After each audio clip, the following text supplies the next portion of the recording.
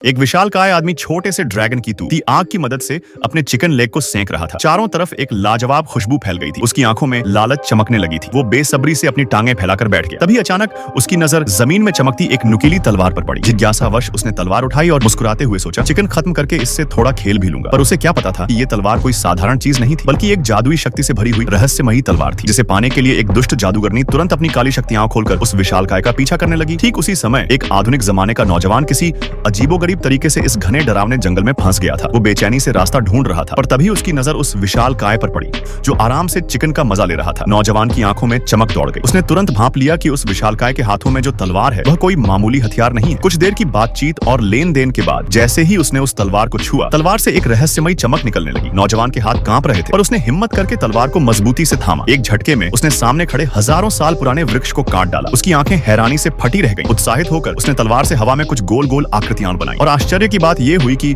उन आकृतियों के बीच अचानक एक चमचमाता हुआ समय का सुरंग द्वार खुल गया, जो सीधे आधुनिक दुनिया से जुड़ता था। अगले ही पल वह नौजवान उस सुरंग से होकर भागा और कुछ ही क्षणों में हाथ में ताजगी से भरी कॉफी के कप लेकर लौट आया और उन्हें अपने नए जंगल के दोस्तों को खुशी से थमाने लगा। सच में ये एक अनोखा और दिलचस्प जादुई साहसिक सफर था, जिसे देखकर हर